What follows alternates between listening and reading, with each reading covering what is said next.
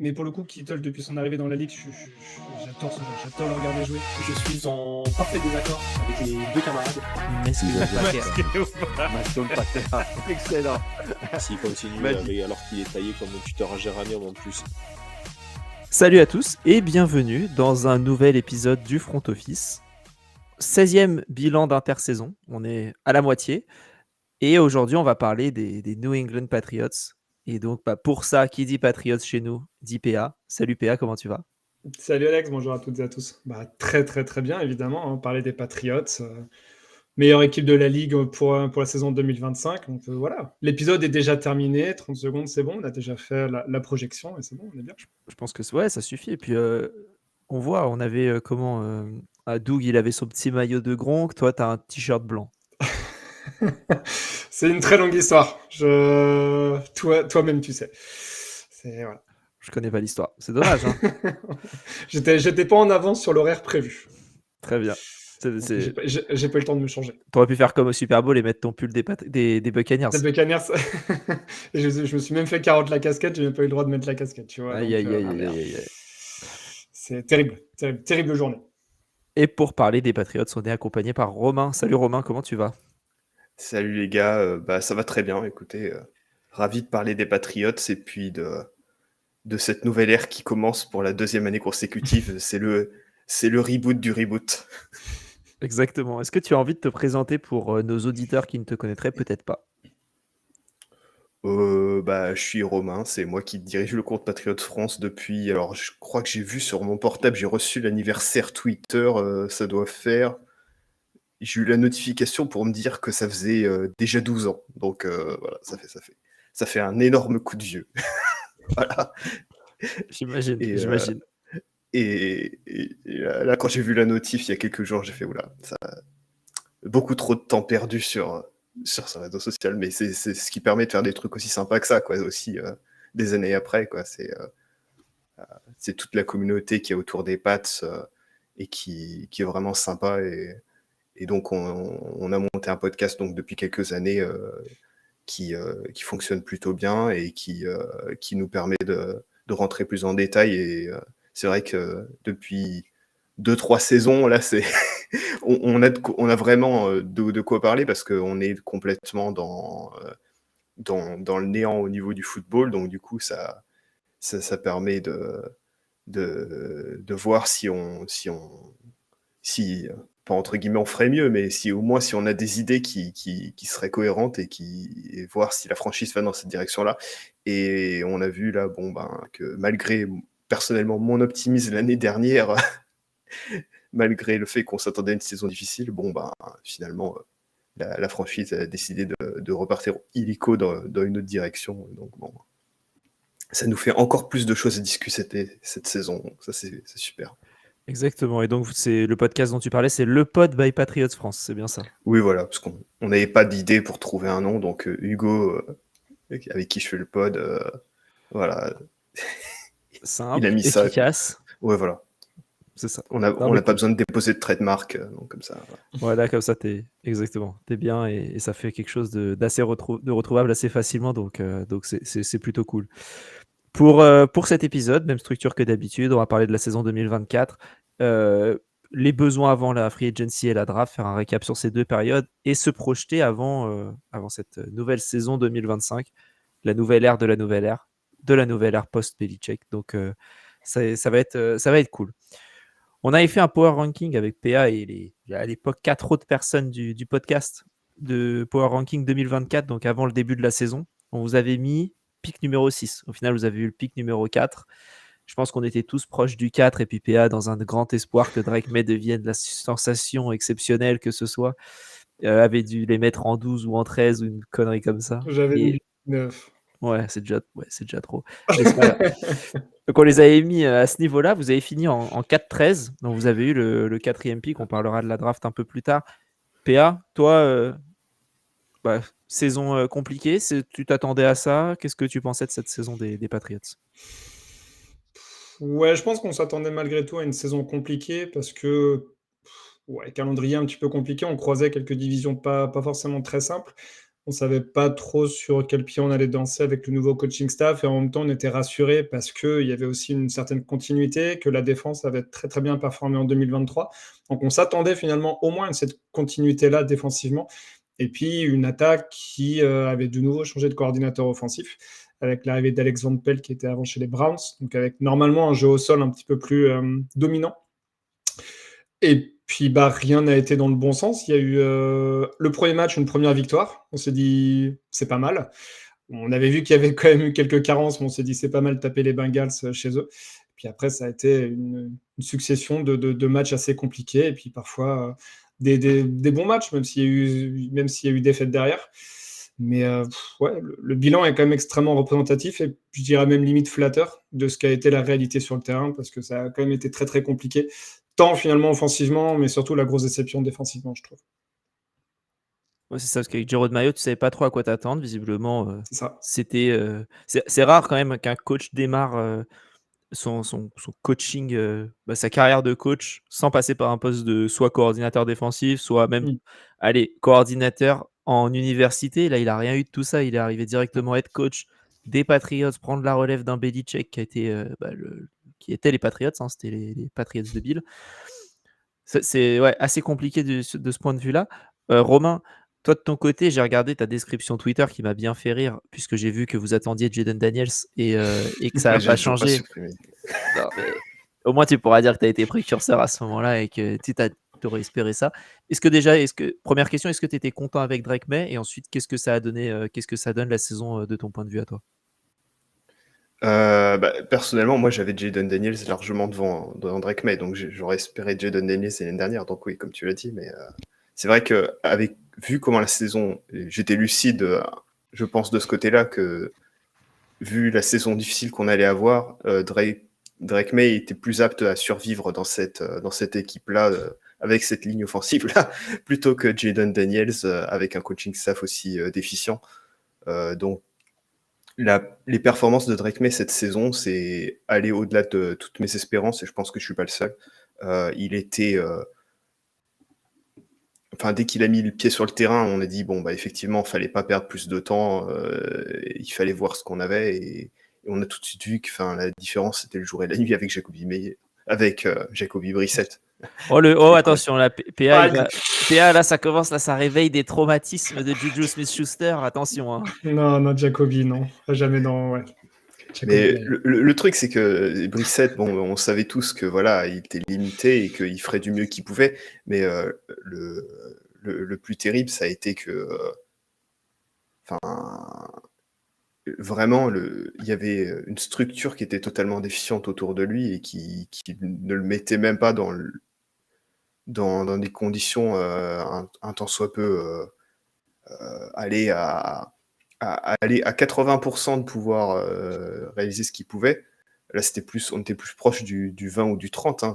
On a des stats de pression au niveau du quarterback qui étaient absolument hallucinantes et qui, du coup, moi, me faisaient dire qu'il faut surtout être très prudent avec Drake May parce que s'il rentre sur le terrain et qu'il se fait démonter direct, on y perdra plus qu'on y gagnera. Mais après, le fait est qu'on a vu que quand il était sur le terrain, en fait, les pressions, elles ont diminué direct. Donc, c'est que ça jouait aussi là-dedans, mais ce qui était particulièrement frustrant, c'est que comme PA l'a dit, on gagne le premier match contre les Bengals, mais on avait dans le podcast, on avait prévenu que Zach Taylor est une fraude et que donc du coup le premier match contre les Bengals, le résultat serait à prendre avec des pincettes, que ce soit une victoire ou une défaite d'ailleurs, et il y a quand même des chances qu'avec plusieurs mois pour se préparer, allez, on pouvait... Et en fait, c'était le pire truc qui pouvait nous arriver de gagner ce match-là. Parce qu'en fait, Jerod Mayo et son staff n'ont absolument pas été lucides du tout sur ce qui se passait ce jour-là, sur le terrain. Et c'est vrai que le match suivant, c'était contre les Seahawks, de mémoire. On n'est pas loin de le gagner. Mais là, en fait, le truc, c'est que moi, le premier, je suis optimiste. Donc, je me dis,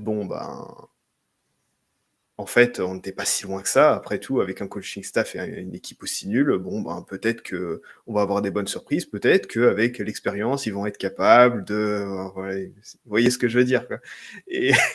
Et du coup, en fait, non, pas du tout. Les semaines qui ont suivi, elles ont prouvé qu'en fait, c'était juste peut-être le côté nouveauté et un peu moins un peu d'insouciance et un peu moins de tapes à évaluer. Donc, du coup, les équipes ne nous prenaient pas complètement au sérieux ou en tout cas, elles étaient un peu sur le reculoir face à nous. Et en fait, une fois qu'elles se sont mis à jouer sérieusement face à nous, qu'on a joué des vraies bonnes équipes, en plus, on avait un calendrier démentiel au niveau de la rotation des équipes par rapport aux années précédentes. Là, on s'est retrouvé à perdre des matchs de façon absolument clownesque. Enfin, j'ai une pensée pour Hugo qui était à Londres, par exemple. Voilà, c'était quelque chose.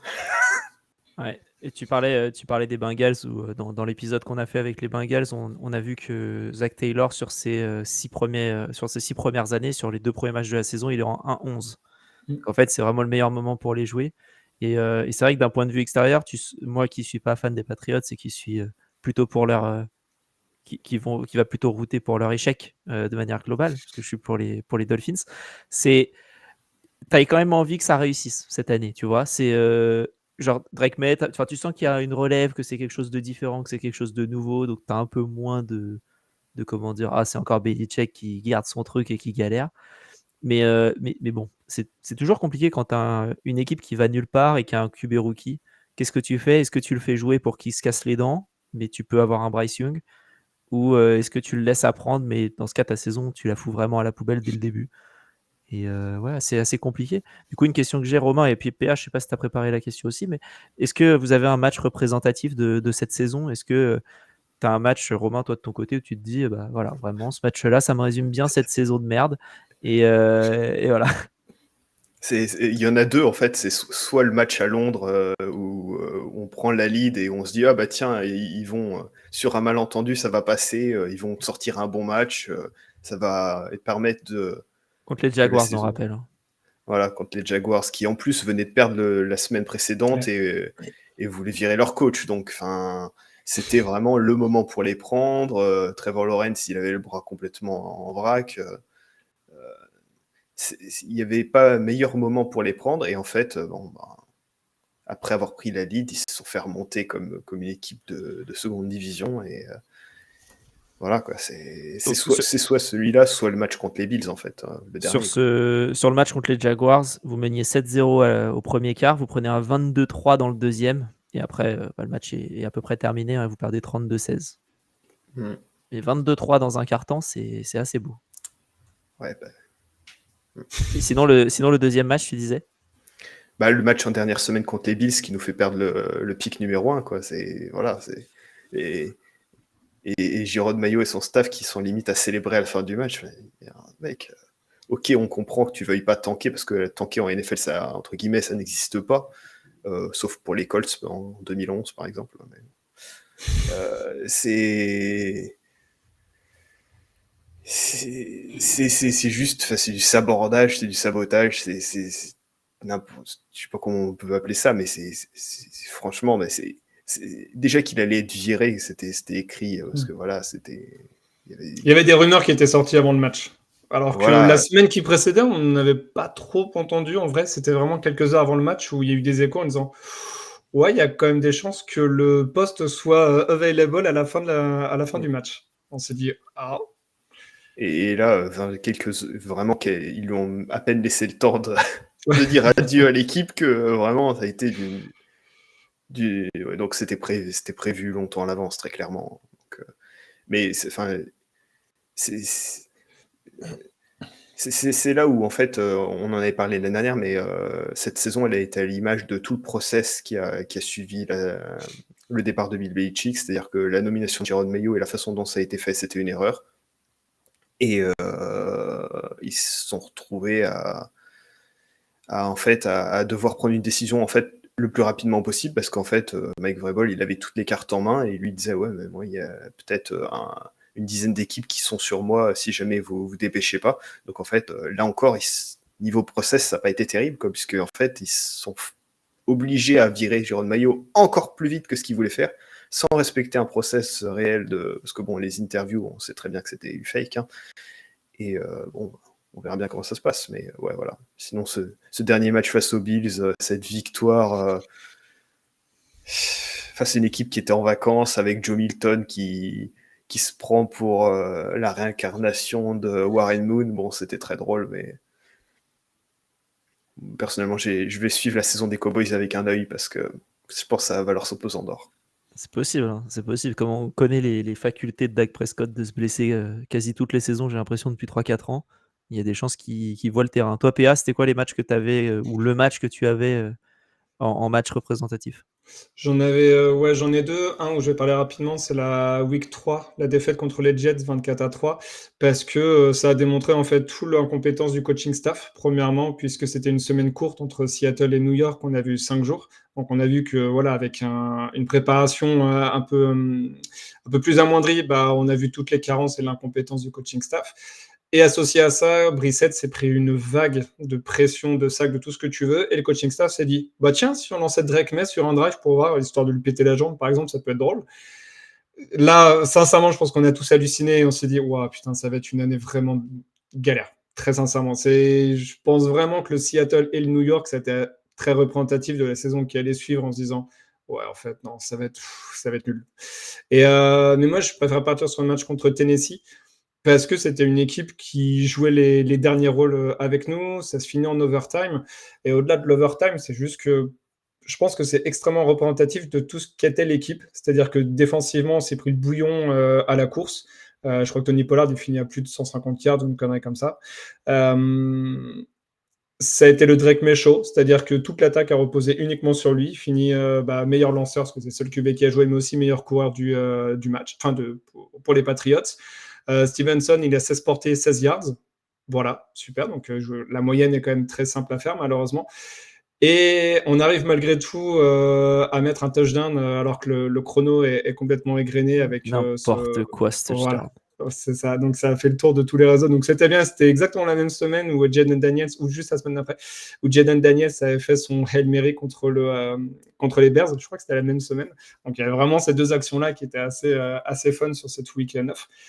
Mais surtout, tu es à 17-16, tu tentes le field goal pour aller en overtime. Tente-le à 2 points, en fait. Qu'est-ce que t'en as à foutre de le perdre ou de gagner ou d'aller en overtime, en fait? C'est ça, vraiment, ça a fait péter un plomb, quoi. Je veux dire, t'es une équipe, et en plus, c'était une équipe en 2-6. Qui est-ce que tu vas tenter d'aller en overtime? Tu tentes le 2 points, ça passe, tout le monde dit, ah, c'est cool, ça a été fun, ça passe pas, tu dis, ça a été tenté, c'est pas grave, de toute façon, t'es en 2-6, ta saison, elle est quasiment finie, quoi. Et au final, bah, tu le perds parce que derrière, bah, tu te prends un field goal parce que tu n'arrives pas à arrêter n'importe quelle attaque en NFL. Et puis, bah, nous, on a le drive derrière pour pouvoir potentiellement passer devant grâce à un touchdown. Encore une fois, mais il essaie de faire le hero ball, mais en même temps, je lui jette pas du tout la pierre, il jette une interception. De ce qu'on en a compris, Boutti, il n'a pas non plus fait le meilleur des tracés. Et quand tu regardes la tape, oui, effectivement, c'est assez dégueulasse, quoi. Donc, c'est vraiment représentatif pour moi de toute la saison, de l'incompétence du coaching staff offensivement, défensivement, et c'était long. Je te trouve un peu dur. Tu dis qu'ils peuvent arrêter aucune attaque, mais c'était quand même Mason Rudolph, Julius Chestnut, Chigozie Okonkwo et Nick Vannett. Enfin, je veux dire, il y a un moment où oui. On fait quand même une interception grâce à Tavaille, hein, tu vois, c'est pour te dire. Vraiment, on avait mis toutes nos chances de notre côté. C'était catastrophique. Ouais, c'était long. On a eu quand même des bons trucs, malgré tout, tu vois, comme disait Romain, l'éclosion de Drake May. Et puis, défensivement, hein, j'en parlerai jamais assez, mais notre elite player, Gonzalez, quoi. Heureusement que lui, il est là, parce que vraiment, tu sais bien, mon appétence pour les cornerbacks, moi, ça me met du baume au cœur quand même de le voir jouer, quoi. Donc, voilà. Tout n'est pas acheté, il y a 2 joueurs à ne pas jeter. Vous êtes passé à un Ron Rivera d'avoir Emmanuel Forbes en plus, donc franchement... Ouais, ça aurait été beau. Avant cette saison 2025, qu'est-ce que vous aviez, je vais te laisser la main Romain, comme besoin identifié sur cette phase à la fois de free agency et de draft, sans parler nécessairement de ce qui a été fait, mais plus de savoir les besoins que vous avez pu identifier? Oh bah là, très clairement, là, c'était protéger les Drake May. Donc, le but, c'était la ligne offensive, mais aussi, en fait, vu les problèmes de santé de Christian Barmore, c'était aussi la ligne défensive. Donc, en fait, les trenches des deux côtés du terrain, en fait, tout simplement. PA? Pareil. Entourer Drake May, alors plus largement aussi, en ayant running back, receveur, enfin apporter vraiment de la qualité. C'est tout ce qu'on demande, parce que à l'heure actuelle, enfin en tout cas, lorsqu'on a abordé la Free Agency 2024, le corps de 2025, la room de receveur, c'était peut-être une des pires en NFL, je pense, sincèrement. Et défensivement, ouais, on a vu qu'il y avait quand même des énormes lacunes. Autant sur le jeu aérien, on a réussi à trouver des solutions à un moment donné, autant contre le jeu de course. Ouais, ça a été vraiment une saison galère. Romain en parlait justement contre les Jags où ça a été représentatif. Ils nous drive pendant 9 minutes non-stop, où ils nous roulent littéralement, c'est-à-dire qu'ils font quasiment que du jeu de course. Et pendant 9 minutes, on n'arrive pas à les arrêter. Donc c'était vraiment ça qu'il fallait step up, parce que tu peux plus en NFL te faire rouler comme ça, te prendre 3-4 yards de moyenne par course, c'est pas possible. On avait déjà vu ça pendant certaines saisons, mais il y avait des bonnes raisons. Par exemple, moi j'ai toujours sorti la saison 2015 en exemple, parce que voilà, en 2015 il y avait une avalanche de blessés qui faisait que voilà. Mais là, ce qui nous arrivait en 2024, c'était juste effectif et un coaching staff qui était pas bon, quoi. Et donc du coup, en fait, ils arrivaient même pas à trouver. Je veux dire, ils n'avaient pas un patch de prévu juste pour voir, quoi, pour essayer quelque chose, quoi. Vraiment, certaines semaines, on voyait des trucs qui étaient aberrants au niveau des line-up qui étaient alignés, quoi. Moi, je fais des stats sur les nombres de snaps. J'ai un document où je fais toutes les semaines, je prends le nombre de snaps et je les classe. Je voyais des trucs, enfin. C'était terrible, quoi. Il y a certains joueurs qu'on a alignés en ligne. Barmore était pas là parce qu'il était blessé, ok, mais à aucun moment ils ont cherché à trouver des solutions. Et même pour la ligne offensive, c'est un miracle qu'il soit pas arrivé quelque chose de grave à Drake May avec Vederian Lowe et démontrer Jacobs comme offensive tackle alors qu'il s'était classé vraiment parmi les pires de toute la NFL. Enfin, C'est le genre de stade, j'imagine, où tu vois que le joueur, il est genre 64e meilleur right tackle et il est titulaire chez vous, quoi. Ouais, ok, je vois le genre. Je vois bien l'idée.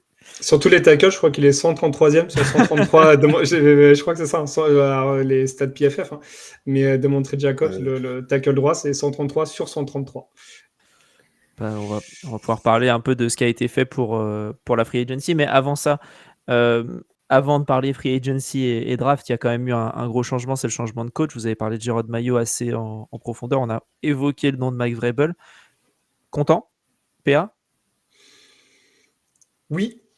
Genre. Mais non, oui, mais. On connaît ton amour pour les coachs offensifs, avec un bon coordinateur défensif, et là, t'es à l'inverse. C'est ça, et mais c'est parce que Romain en parle beaucoup aussi dans le pod, et en fait, je le rejoins énormément là-dessus, c'est-à-dire que je pense que pour les Patriots, c'est bien que ce soit Vrabel et de récupérer Josh McDaniels, parce qu'il y a toujours la crainte de voir finalement un head coach défensif avec un coordonnateur offensif qui, s'il performe bien au bout de 2-3 saisons, il va avoir des propositions de head coach. Je pense que là, les équipes NFL ne vont pas retenter l'expérience de Josh McDaniels. Je peux me tromper, mais là, quand même, ça prendra du temps. Donc sur ces deux points-là, finalement, j'aime bien, mais j'ai peut-être un peu plus de mal avec Tyreek Williams, le défensif coordinateur.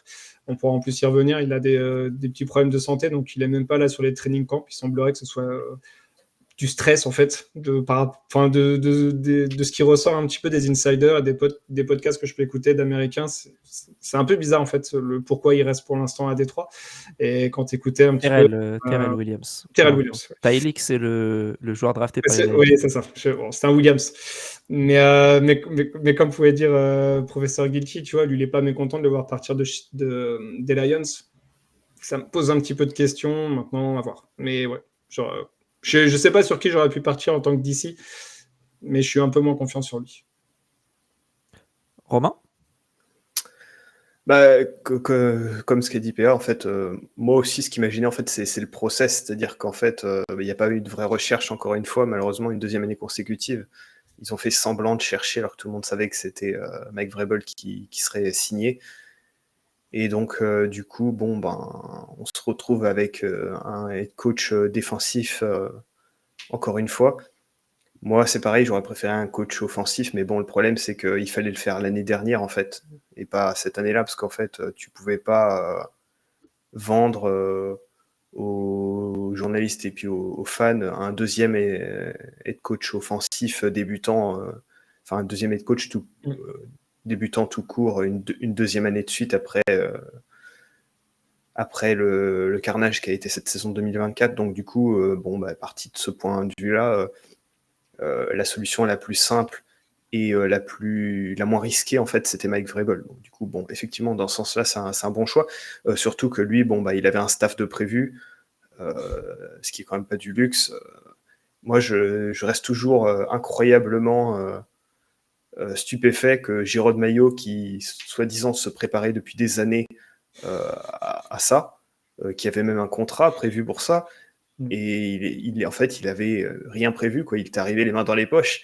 Donc on voit par exemple Kellen Moore, en tant que fan de Boise State, voilà, je suis obligé d'en parler. C'était mon choix s'il y avait eu un head coach offensif.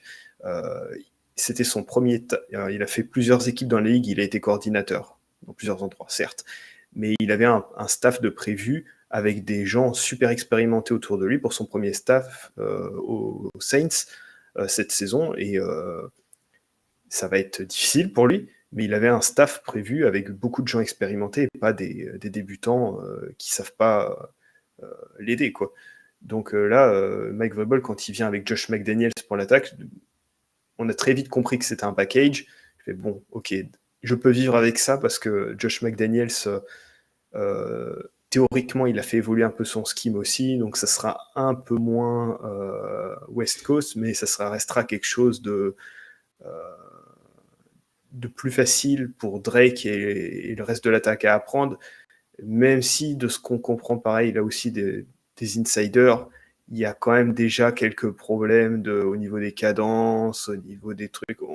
C'est visiblement pas encore assez simplifié pour certains, quoi. Donc on va bien voir, mais en fait, au moins là, on a réussi à garder le seul coordinateur qui a fait son taf correctement en 2024, et donc c'est Springer, notre coordinateur des Special Teams.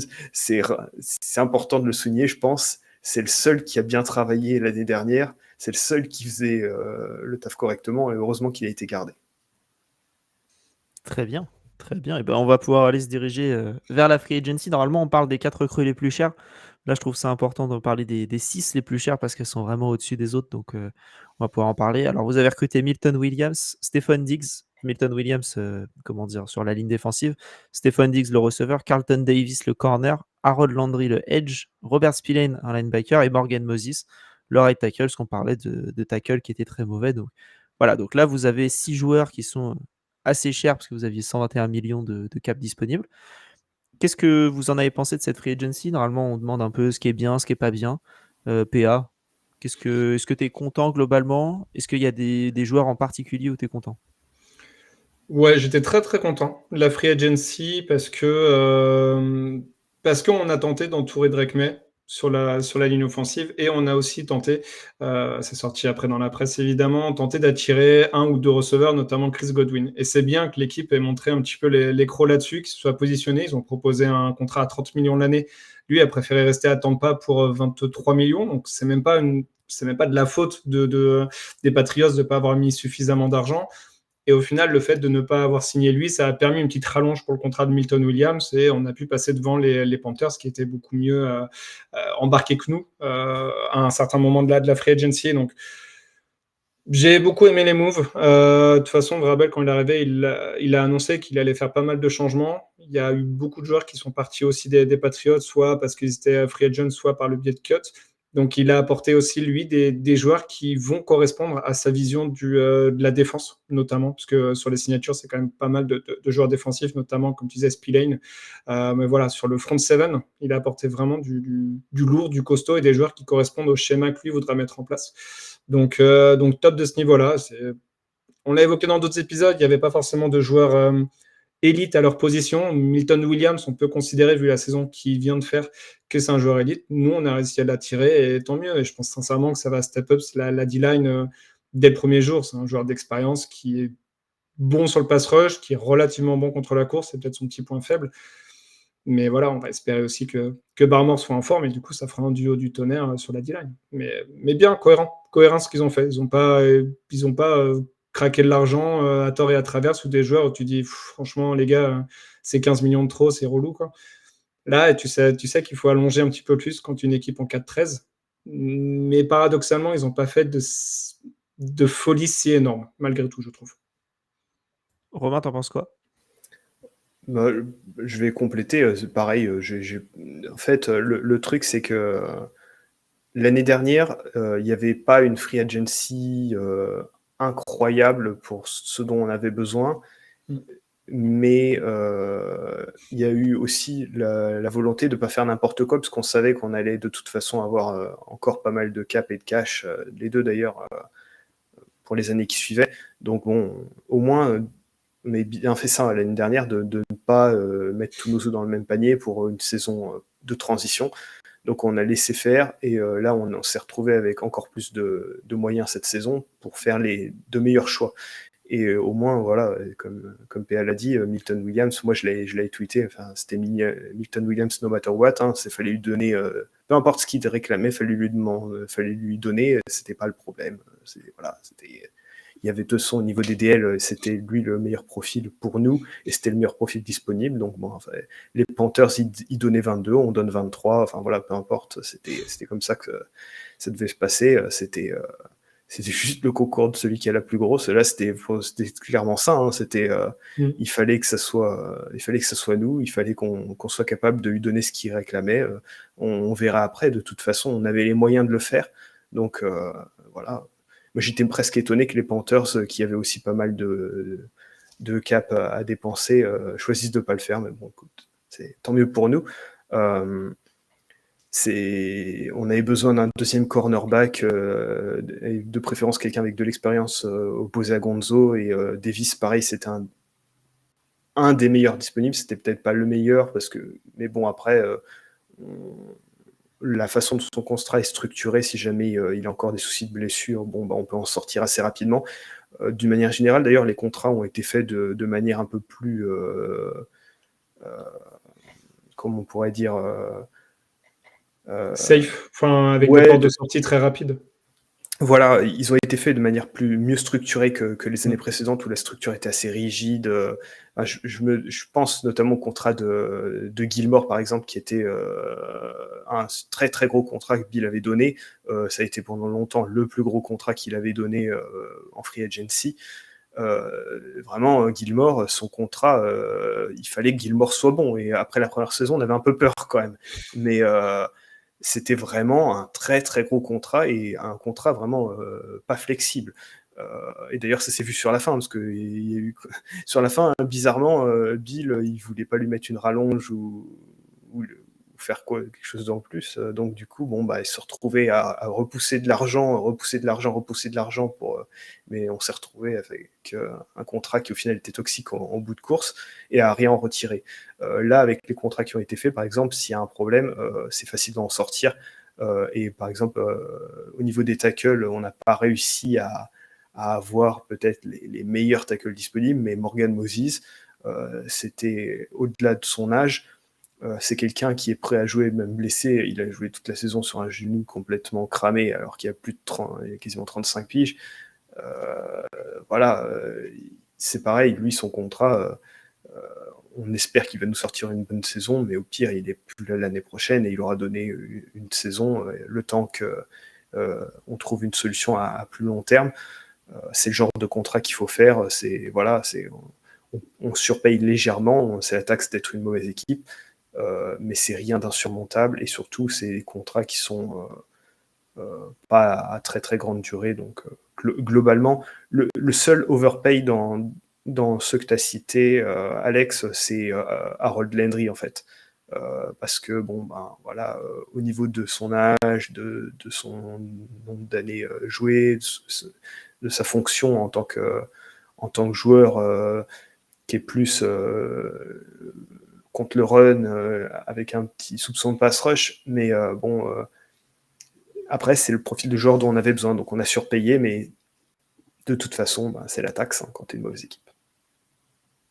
Ouais, c'est ça. Après, si tu avais envie de surpayer encore un peu plus et de payer plus cher, tu avais pour quelques millions, 1 million de plus, tu avais Chase Young, pour 5 millions de plus, tu avais Josh Sweat, quoi. Donc après, c'est à fonction de voir de ce que tu avais envie d'avoir au niveau edge.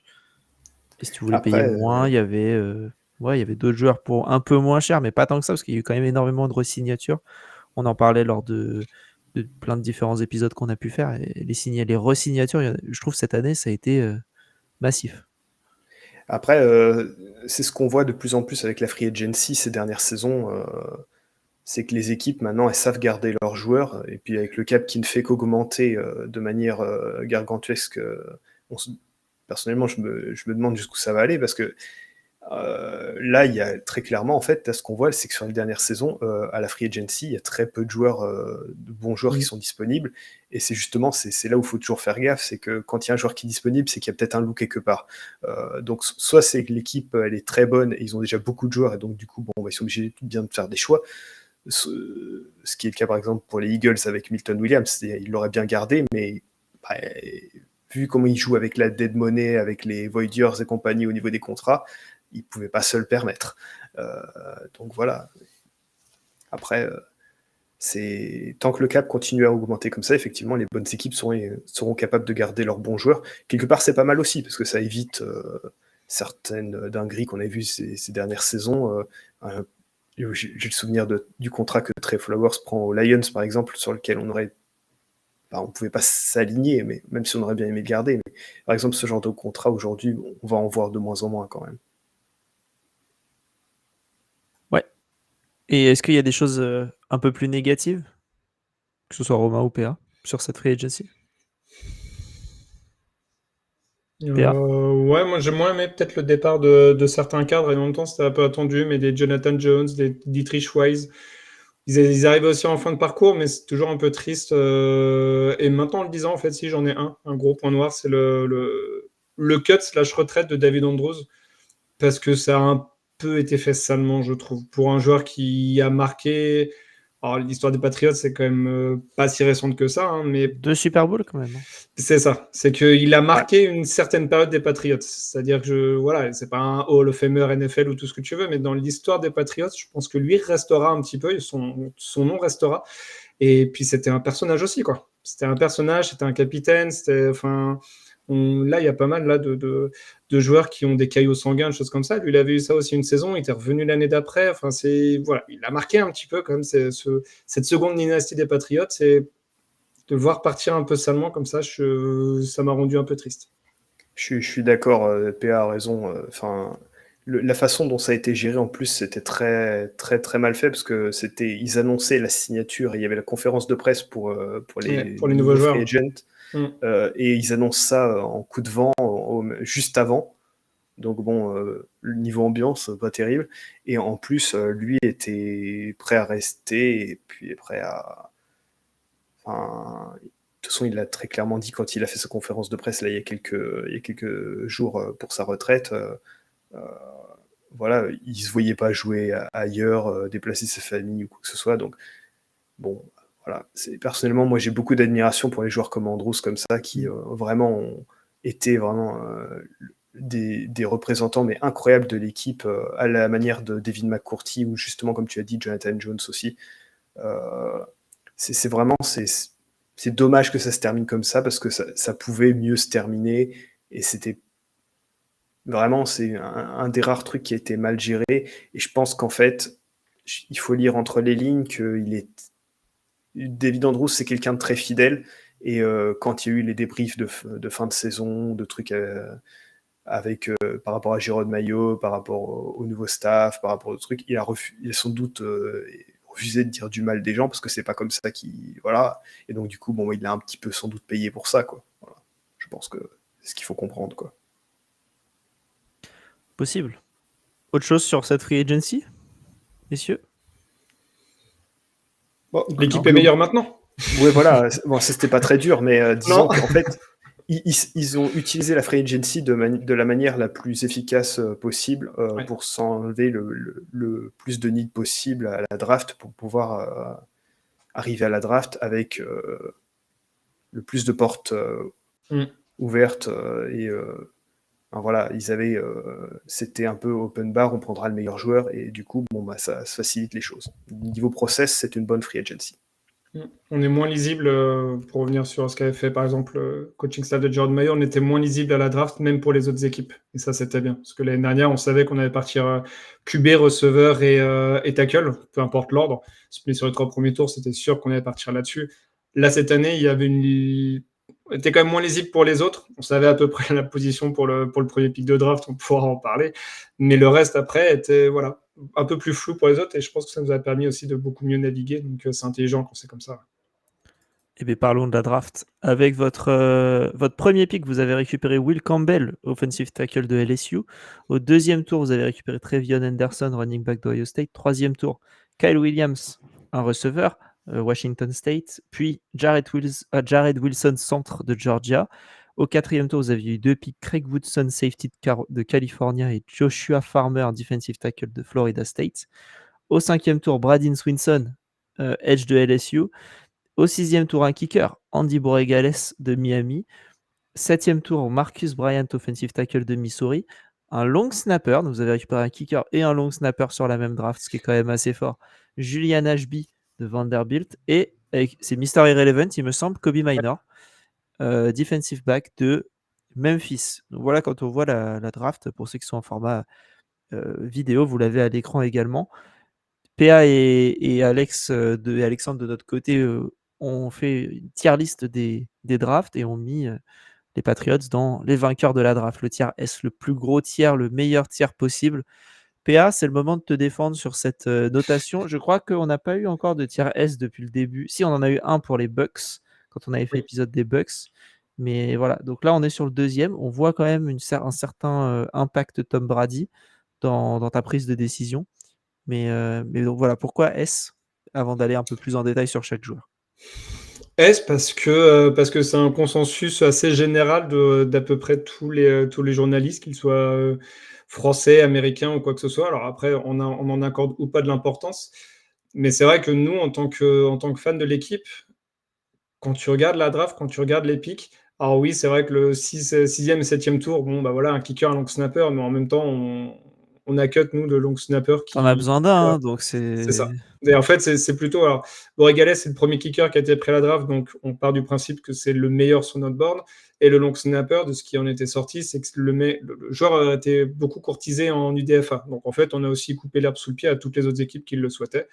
C'est pas idiot, c'est avec un pic de 151. Après, sur le début de la draft, bah, tu prends un tackle au premier tour parce qu'il en fallait un et tu prends ce qui est considéré en tout cas comme le meilleur de la QV. Et en fait, tous les picks qui ont été faits ensuite sont des joueurs, on peut enlever le pick running back, mais ceux d'après sont des joueurs qui étaient attendus beaucoup plus tôt dans la draft. Ça, c'est un premier point. Et le deuxième point, c'est que ça répond aussi à des besoins qu'on avait dans l'équipe. Typiquement, et ça, je m'en suis jamais caché, Joshua Farmer, c'était vraiment un de mes chouchous de la draft sur le poste de D-tackle. On le prend en 137, alors que le mec était plutôt normalement dans le top 100, assez aisément. Donc, assez étrange qu'il soit descendu. Braden Swinson, pareil, il a des stats qui sont excellentes au niveau du pass rush win rate en université. On prend 146. C'était des besoins en plus d'e-tackle edge et c'est des joueurs qui vont pas venir pour couper du citron. C'est des joueurs qui auront un certain pourcentage de snaps dans la saison et qui vont apporter normalement dès la première saison du talent en fait sur cette ligne-là, que ce soit sur de la rotation ou que ce soit sur un volume de snaps beaucoup plus important. Donc je trouve ultra bien fait, ultra intelligent. Et pour rebondir sur ce que j'ai dit juste avant, comme on était un petit peu moins lisible, bah nous, on a réussi aussi à très très bien lire la draft, je trouve, d'autres équipes en faisant des trade-down, en faisant des trade-up aussi. Je pense à Farmer, il me semble, où on trade-up, je ne sais plus si c'est Farmer ou Swinson, l'un des deux. Mais voilà, je pense qu'on a, nous aussi, lu le board de certaines autres équipes en se disant « Ouais, il faut qu'on prenne ce joueur-là avant eux, parce que sinon, il va nous passer sous le nez. » Donc, non, super bien. Super bien, et ça fait du bien de sortir d'une draft où on se dit bon, bah, il n'y a pas eu un choix excessif ou un chose, on se dit un peu what the fuck, comme ça a pu l'être sur quasiment l'intégralité des drafts quand c'était Belichick, quoi. Romain, on parlait tout à l'heure des offensive tackles. Tu passes de 2 offensive tackles kata à Will Campbell, Morgan Moses, et ensuite ton centre qui a pris sa retraite, c'était pas celui qui a joué tous les snaps, et tu prends du coup Jared Wilson. Qu'est-ce que toi tu penses de cette draft? Est-ce que tu en es content? Est-ce que déjà tu regardes beaucoup? Je crois qu'il me semble que tu es j'ai oublié l'équipe. Boise State? Boise State, ouais. Ok, donc donc j'imagine que tu suis quand même le college football. Est-ce que tu as des parfait. Est-ce que tu as des joueurs, des petits chouchous, ou globalement, qu'est-ce que tu en penses de cette draft? Personnellement, le tackle que j'avais le plus haut sur mon board, c'était Armand Membou plutôt que Campbell. Mais bon, Membou, c'est avant tout un tackle droit. Donc du coup, à partir de là, s'ils sont sûrs que Will Campbell est un left tackle et pas un guard, le choix se défend totalement et je le comprends. Il n'y a aucun souci avec ça. Vraiment, il y avait sans doute possibilité de trade le pick, mais on en revient au dernier match de la saison, c'est-à-dire qu'en fait, on aurait pu avoir Campbell et des picks si on avait fini la saison sur une défaite. Surtout quand tu vois ce que les Jaguars ont envoyé pour monter au pick 2. T'aurais très bien pu avoir ça. C'est ça. Donc, c'est ce qui est fait est fait. Moi, le seul truc qui m'a fait criser pendant la draft, et vraiment, ça a beau être un bon joueur, voire même un très bon joueur, c'est de prendre un running back au deuxième tour. Enfin, moi, c'est un running back en 38, je peux pas le cautionner. Quand j'ai dit dans le pod, quand on a réagi en direct, et même après, je me dis, tiens, ça peut être un running back all-time. Vu les besoins de l'équipe à l'instant T et vu l'impact de la position en NFL ces dernières saisons et vu là où va le jeu, c'est quand même dommage de prendre un running back aussi haut, en plus dans une classe de running back qui comptait beaucoup de bons joueurs à la position. J'ai vu jouer Ashton Genty cette saison. Ashton Genty, je suis très content pour lui qu'il soit drafté par les Raiders, mais bon, c'est pareil, Ashton Genty au premier tour aussi haut, c'est pas possible, tu peux pas faire ça, c'est un crime contre ton roster au niveau de l'utilisation des ressources. Mais après, quand on voit le process, je vais prétendre que Trayvon Henderson, c'était le pick 95, et que Kyle Williams c'était le pick 38 et Jared Wilson était le pick 69. Et voilà, je fais cette gymnastique mentale pour me calmer et tout va bien. Ça te fait du bien du coup. Tu te dis, ah ça va. Gros style du coup, Trayvon Henderson au 4e tour. si on voit les choses comme ça. Et après, sur les joueurs défensifs, qu'est-ce que t'en penses? Est-ce que t'es assez content? Est-ce que c'est assez, on s'en fout ou... Moi, j'étais très content qu'on privilégie, très clairement, au moins, on a privilégié l'attaque dans un premier temps. Donc voilà, moi, on sortait de ce carcan de old school de Bill Belichick qui était de vraiment. J'étais très fan de Gonzo quand on l'a pris au premier tour. C'était mon CB1 sur le board. Incroyable. Mais quand je vois que derrière, on fait que des joueurs défensifs, moi, j'étais en PLS. Là, très clairement, une fois passé les joueurs, les besoins, quand on fait Craig Woodson, Joshua Farmer et Bradyn Swinson à la suite, c'est top, comme dirait un ancien coach du PSG. Vraiment, comme l'a dit PA, je veux dire, Farmer en 137, c'est un style absolu. Il était très clairement, c'est un joueur qui méritait le top 100. Alors bon, peut-être que c'est test physique ou il y a peut-être eu des trucs qui, voilà, en interview qui n'allaient pas, mais très clairement, non seulement c'était un need, mais en plus c'est un impact. À mon avis, il aura facile le rôle qui était celui de Dietrich Weiss, à moitié à l'intérieur, à moitié à l'extérieur cette saison, assez facilement.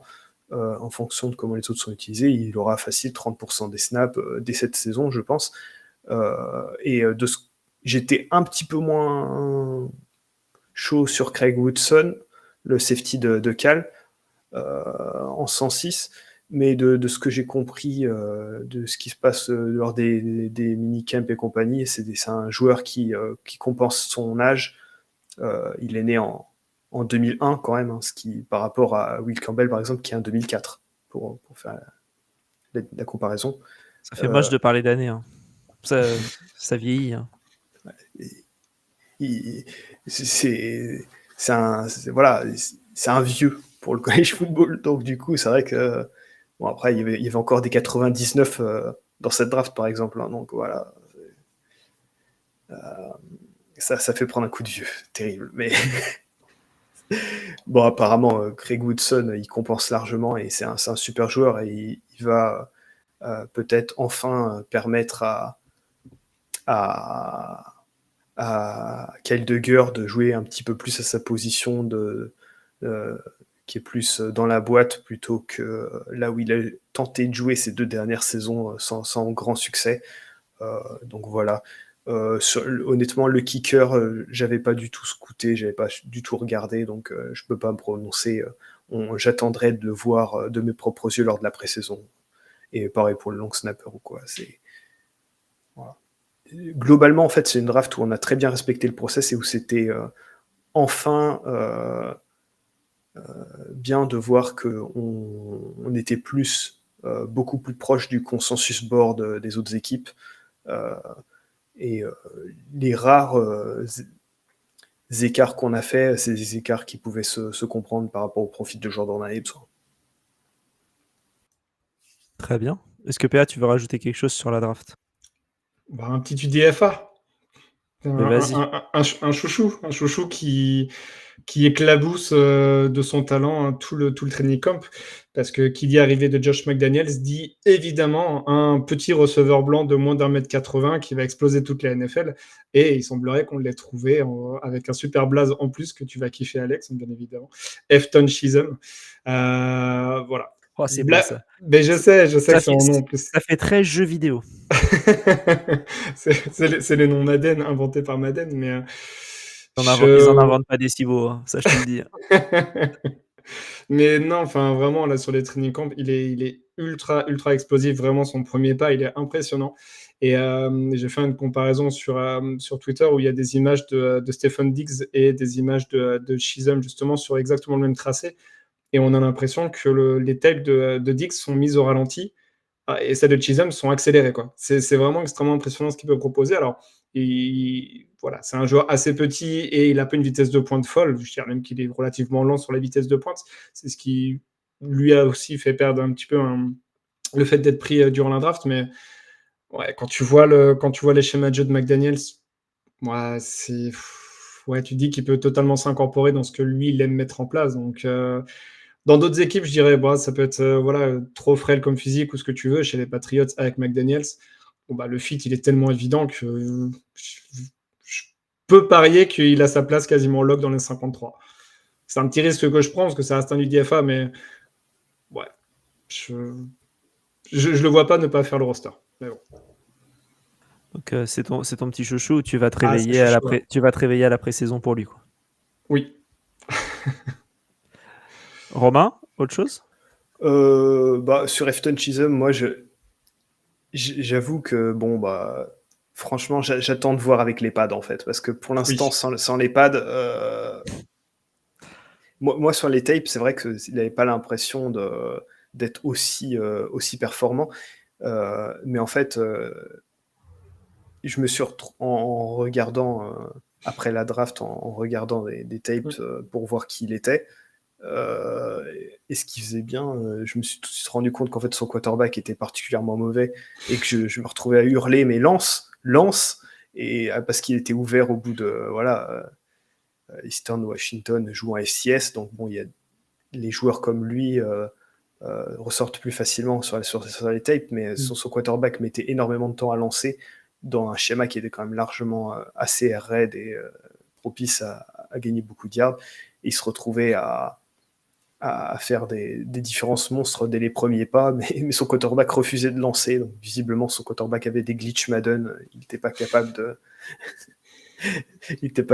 de lancer rapidement. Mais je suis curieux de voir avec ce que ça va donner dans un vrai système NFL et contre des vrais joueurs de foot.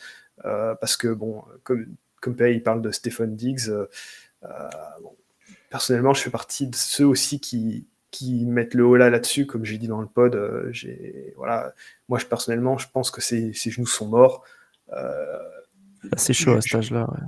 Je préfère m'attendre au pire. Je n'attends rien et comme ça, je serai agréablement surpris. T'as combien de receveurs en général dans une receiver room? Je dirais 7-8, c'est peut-être beaucoup. Ouais. Peut-être 7.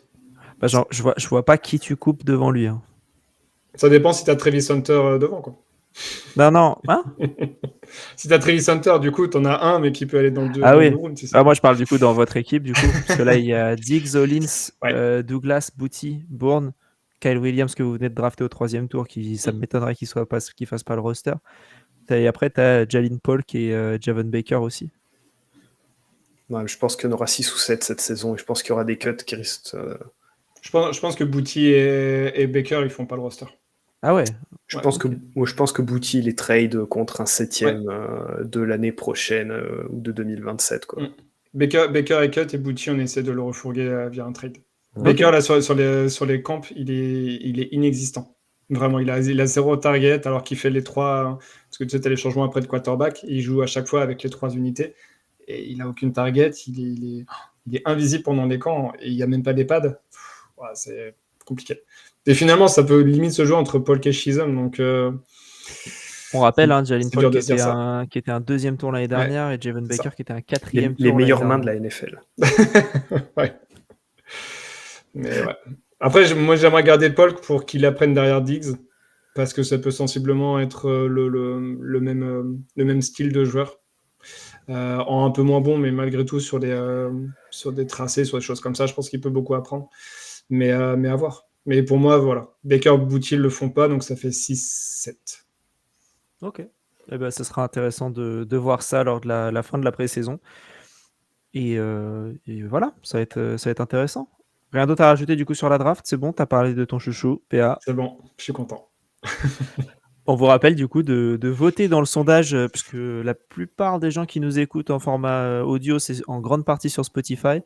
Donc sur Spotify, vous avez la possibilité de noter cette intersaison des Patriots. Donc vous avez 6 choix entre parfait, très bon, bon, moyen, médiocre et pitoyable. On a une petite idée d'où ça va être quand même. Je pense que ça va être plutôt dans le haut du tableau. Mais voilà, n'hésitez pas à voter pour ça. Nous, on regardera ça et on fera on analysera tout ça dans un épisode ou un live juste avant le début de saison pour voir qui a fait les meilleures intersaisons selon vous. Et voilà. Et puis, si vous n'êtes pas sur Spotify, mettez-nous un petit commentaire ou mettez une petite note au podcast, idéalement 5 étoiles. Parce que voilà, le reste, ça fait baisser la moyenne, ce serait dommage. Est-ce que pour vous, avant de passer à la saison 2025, est-ce que pour vous, les besoins sont comblés sur cette intersaison? Est-ce que vous, en tant que fan des Patriots, vous êtes comblés? PA. Oui, comblé. Maintenant, tout n'a pas été... Il reste encore des choses à faire. Et en même temps, c'est ce que j'ai, moi, dans mon esprit, avant le début de la free agency. Pour moi, il faudra 2 intersaisons pour vraiment se remettre d'équerre par rapport à tous les mauvais choix qui ont pu être faits sur le coaching staff de l'année dernière, plus les dernières saisons de Belichick, parce que voilà, il a fait des très très bonnes choses, bien sûr. Les dernières années ont été quand même beaucoup plus compliquées, tant sur la free agency que sur la draft, avec des choix qui... Enfin, on est une équipe où on n'a aucun joueur drafté au-delà de 2020. Quand même, on est en 2025. Hein. Donc voilà, sur les joueurs choisis, ça montre un peu la tristesse du truc. Pour moi, il faut 2 intersaisons. Celle-là met comme une très très belle pierre à l'édifice de reconstruction. Faudra pas se louper l'année prochaine, mais en tout cas, de ce qu'on en a vu, ouais, c'est extrêmement rassurant et positif pour l'avenir. Romain?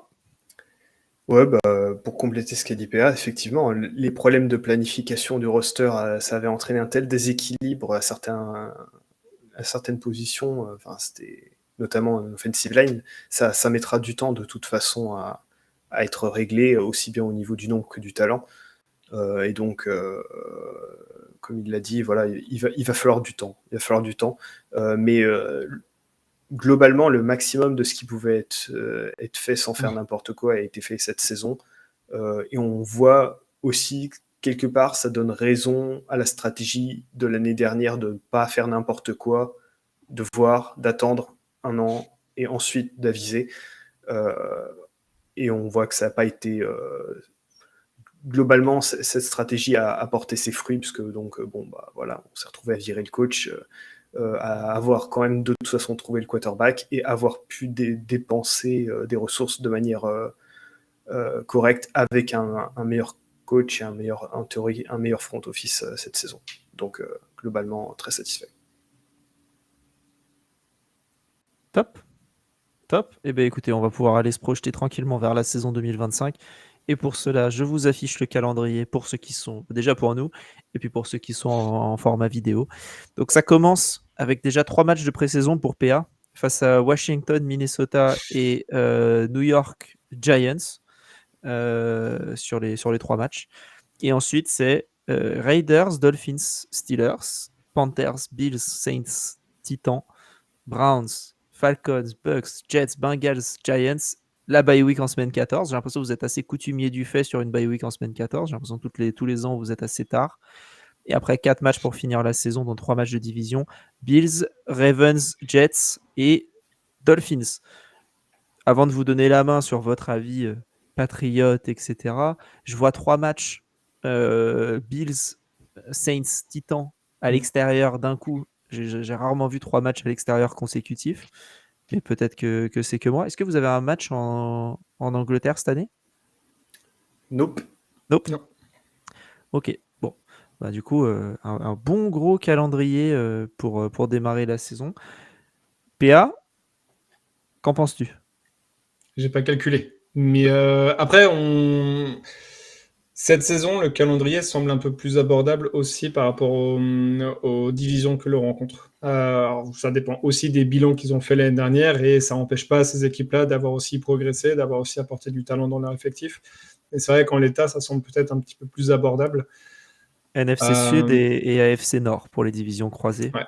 Donc NFC Sud des Falcons et des Bucks notamment, et AFC Nord des Ravens et Bengals, si on prend que 2 de chaque. C'est ça. Moi, j'aimerais un bilan à l'équilibre. Un 8-9, un 9-8. Peut-être que j'en demande beaucoup. J'essaie de pas trop me hyper non plus, en fait. C'est juste ça. Donc, je vais essayer de rester mesuré. Et allez, 8 victoires, je pense. Il y a un petit souci, c'est que tu joues les Bengals, mais tu les joues tard dans la saison. Tu les C'est joues ça. en semaine 12. Donc là, c'est plutôt une défaite. C'est ça. C'est ça. Là, je vois, moi, après, Romain, je te donnerai la main. D'un point de vue extérieur, je vois les 2 premiers matchs où globalement ça peut faire 2 victoires. Hein. C'est Raiders, Dolphins. Je pense que ces 2 matchs, ça va un peu conditionner votre saison. Et les attentes. Je pense que si le Dolphins avait été à domicile, je pense que oui. Après, là. Ouais, là, tu vas douiller. Hein. Tu seras en plein cagnard. Voilà. On sait que Miami, début septembre, là, ça va être l'enfer. Je pense que très clairement, s'ils gagnent, s'ils sont capables de gagner ce match-là, ça sera déjà une des premières réussites de l'ère Vrabel, parce que même pour Bill Belichick, en 20 saisons, ça a toujours été très, très, très, très compliqué. Ouais. Moi, c'est le premier truc que j'ai vu du calendrier qui me fait tiquer, ça. Quand j'ai vu le truc, j'ai fait « Ah mince, c'est dommage de jouer les Dolphins à l'extérieur aussitôt. En décembre, ça aurait été un peu mieux. Mais bon. Après, on va vous jouer en semaine 18 dans le froid de Boston. Et là, vous allez pouvoir vous venger. Hein, parce que nous, au froid, on ne sait pas jouer. Hein. Est-ce que McDaniel sera encore là en plus? Ah, s'il te plaît, que les dieux du foot t'entendent. Et pour la petette stat marrante, Tagovailoa n'a jamais perdu contre les Patriots. Ce sera cette année. Hein. Bon, après, il sera peut-être pas sur le terrain. Hein. Bah, voilà, c'est ça, c'est qu'on a gagné quelques fois avec, contre Miami après la draft de Tua, mais du coup, il était pas titulaire. Mais voilà. Vous allez gagner contre comment il s'appelle, Quinn Ewers cette année. Incroyable. Quinn Ewers, dont on rappelle qu'il a refusé un contrat qui lui aurait rapporté plus cette saison que ce qu'il va toucher en NFL. Hein. Ouais. Mais bon, les choix. Le 6e tour n'attend pas. Hein, c'est ça. Ah, mais sinon, effectivement, comme tu l'as dit, la série de 3 matchs à l'extérieur consécutifs, là, en week 5, 6, 7, là, ça va être compliqué, quoi. Après, normalement, les Saints et les Titans, c'est deux équipes qui c'est sont... l'avantage. Ouais. Voilà. Donc, une équipe qui était avec les Saints qui aura nouveau coach plus nouveau QB, avec un roster complètement tanké par des années de mauvaise gestion financière. Et ils continuent à faire n'importe quoi en plus. Hein. En plus. Bah, de toute façon, en fait, c'est... Quelque part, ils sont obligés de continuer à creuser, quoi. Donc, c'est comme ça. Hein. Mais bon, après, les Titans, c'est pareil. L'année dernière, bien vu que voilà, ils étaient. Même moi, j'étais étonné qu'ils soient aussi nuls parce que bon, je me disais avec le fils Callahan, je sais pas, mais son père, c'était un des meilleurs coachs d'offensive line de la ligue, donc je me disais, bon, il va réussir à trouver des solutions. Mais bon, même pas, donc on va voir ce que ça va donner. Après, c'est vrai que on a l'avantage, effectivement, au niveau de la rotation, de jouer l'AFC South et de jouer le calendrier d'une équipe de 4e place. Donc, du coup, c'est vrai que c'est Ouais, c'est vrai. théoriquement. Tu croises du coup dans les équipes qui ont fini dernier, tu croises les Raiders et tu croises les Giants, il me semble. C'est ça. Et voilà, même dans les équipes qui ont eu un bilan positif l'année dernière, bon, on joue les Steelers. Alors, les Steelers avec le cadavre d'Aaron Rodgers, plus pas de receveur. Parce que bon. Rodgers qui nous avait mis la misère quand même sur les 2 matchs que l'on a fait contre lui. Ouais. En attendant, j'ai pas eu à courir de semi-marathon. Non, donc, c'est vrai. pour la 2e année consécutive, j'attends. Hein. J'avoue que ouais, j'étais pas très bien après le premier match, mais bon, ça nous a bien fait rire, nous, dans le podcast, toute cette saison. D'ailleurs, je salue Hugo qui, lui, a couru un semi-marathon, même en ayant gagné le pari. Donc, bon, il y a des gens qui aiment souffrir. Sinon, je sais pas ce que vous pensez ce qui sera le match le plus difficile de la saison, mais bon, théoriquement, Ça dépend ce que tu qualifies comme difficile. Est-ce que difficile quand tu as 2 matchs contre les Bills Ouais, voilà, c'est ça. Mm. Et le match contre les Bills en week 5, en prime time, un des rares matchs. Bon, remarque, cette année, ils en ont 3 quand même en prime time. Mais, tu as les Jets, tu as les Giants et tu as les Bills. Ouais. Bon, ouais. Bon, beau match. Hein. L'Amérique sera content. Je pense que les Bills en week 5, ça sera le match qui donnera déjà le ton sur l'Air Vrabel. Voilà, c'est à l'extérieur contre la meilleure équipe de la division en prime time. Voilà, il va pas falloir avoir la gastro. Ouais, moi je sais pas le match le plus difficile si tu peux considérer un match contre les Bills, contre les Ravens, parce que c'est un peu des matchs que tu t'attends à perdre en quelque sorte. Ouais. Est-ce que des matchs les plus durs, ce serait pas tu vois les Falcons, les Bucks, moi l'enchaînement Falcons-Bucks en semaine 9 et 10, je me dis que ça peut être compliqué parce que c'est des équipes que si tu penses que tu peux faire le step-up, tu peux en battre au moins une des deux. Si tu ne penses pas, tu perds les deux. Même d'ailleurs, si tu penses que tu vas faire une très bonne saison, il y a un monde où tu peux battre les deux à la suite. Je pense que cet enchaînement des 2 matchs-là aussi peut être compliqué. Tu vas pouvoir te mesurer là-dessus, effectivement. Savoir un petit peu de montrer un petit peu, toi, où tu en es dans la progression de l'équipe, effectivement. En match vraiment très dur, comme tu disais, on s'attend à les perdre, mais le back-to-back Bills-Baltimore, ça va être compliqué. Après la bye, ouais, en plus. Après la bye, mais en même temps, c'est à domicile contre les Bills et on a, sur les dernières années, relativement bien joué à domicile contre les Bills, sans forcément parfois gagner, mais en tout cas bien joué. On les a un peu embêtés, donc non, ça peut être intéressant. Ouais, les Ravens, par contre, ça a l'air d'être un peu intouchable. Mais c'est vrai que finir par Jets et Miami, selon où on en sera dans la saison, c'est pas vilain de finir par ces 2 équipes que normalement tu dois pouvoir taper. Sur le papier. Sur le papier, ouais. Ouais. Après, c'est vrai que je pense que 7 victoires, ça doit être le minimum. Et je pense que effectivement 8-9, ça serait l'idéal, ça serait bien. Ça montrerait qu'il y a vraiment une tendance très positive. Mais effectivement, je pense que il faut au moins qu'ils aient 7 victoires, qu'ils aient quasiment le double d'avec Jérôme Mayo l'année dernière, quoi. Si on considère que voilà, ça doit être ça la progression, quoi. Moi, j'étais à 7 un peu quand je calcule les victoires. Là, je me dis 7, 8, parce que je sais pas si j'ai compté au moins une contre les Dolphins. Mais je pense que si tu fais un 2-4 dans ta div, c'est pas choquant. Même si je pense qu'un bilan à l'équilibre dans la division, ça devrait être l'objectif. Tu te dis que tu perds contre les 2 contre les Bills, t'en gagnes un contre les Dolphins et tu bats les Jets 2 fois. Ça peut être l'objectif. Après, sur le reste, tu as l'avantage de jouer Raiders, Titans,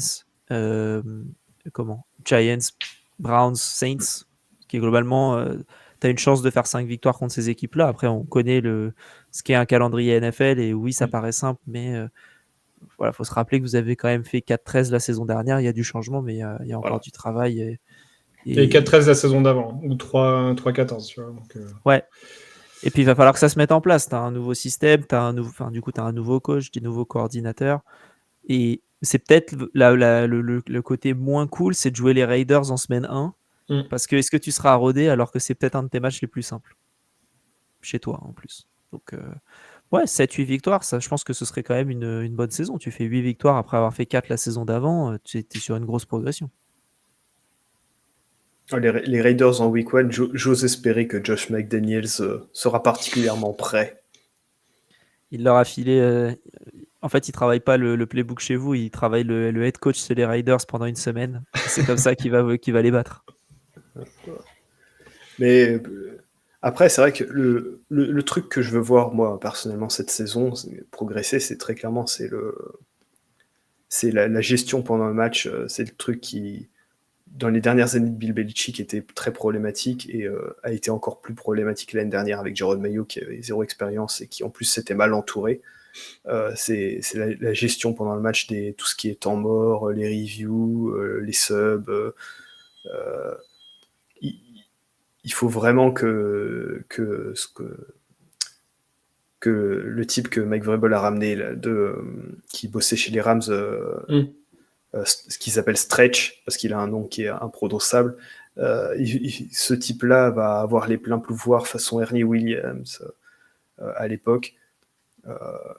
Il faut que ce type-là montre que, voilà, au niveau des analytics et compagnie, on rattrape notre retard et que toutes ces situations terriblement frustrantes au niveau de la gestion du match l'année dernière. Premier exemple qui me vient en tête, c'est le match contre les Seahawks, avec la fin du match où on leur rend une possession de manière complètement stupide. Tout ça, il faut que ce soit gommé et que là, le staff de Mike Vrabel montre que voilà, il y a un vrai staff sérieux de NFL et que voilà, toute cette mauvaise gestion elle est derrière nous. C'est tout le mal qu'on vous souhaite en tout cas, que repartir sur des bonnes bases et que vous soyez bien pour la saison à venir. PA, Romain, merci à tous les deux pour cet épisode. Est-ce que vous avez, à moins que vous ayez quelque chose à rajouter, peut-être PA, tu as envie de rajouter quelque chose, un nouveau chouchou, peut-être, qui a eu lieu depuis les 5 dernières minutes? Non, juste Go Pats. Hein. On attend plus que ça. Go Pats. Je vais aller vomir plus loin. Ouais. Je retiens pour faire la fin de l'épisode et ça ira. Demain, on se retrouve pour parler des Browns et on sera encore avec PA tous les deux pour parler de cet épisode-là. Et voilà. Et pour le reste de la semaine, on aura, après les Browns, on aura les Panthers dont on parlait sur Milton Williams, les Jaguars et les Bears. Voilà pour le programme de cette semaine. Et voilà, n'hésitez pas à mettre un petit pouce sur YouTube si vous nous regardez en format vidéo. Mettre un petit commentaire si ça vous dit. Parlez ce que vous voulez. Dites Go Pats ou dites votre Go et votre équipe derrière. Et puis ça nous fera plaisir. Et abonnez-vous sur Spotify si jamais c'est pas le cas. On voit qu'il y a beaucoup de gens qui écoutent et pas forcément tout le temps abonnés. Et nous, ça nous fait plaisir de voir cette petite barre progresser et devenir de plus en plus remplie, qu'il y ait de plus en plus de monde qui suivent le podcast. On rappelle que vous pouvez suivre Romain @PatriotFrance sur Twitter et le pod by Patriots France sur toutes les plateformes d'écoute. Vous aurez le lien Spotify, en tout cas, il me semble. On met le lien Spotify en général en description de l'épisode. Donc vous aurez ça et le Twitter de X de Romain et de Patriots France pour suivre tout le monde. PA, Romain, merci encore une fois. Merci à toi. Avec grand plaisir. Et puis, il n'y a plus qu'à vous souhaiter une bonne journée, un bon début de semaine et vive le football.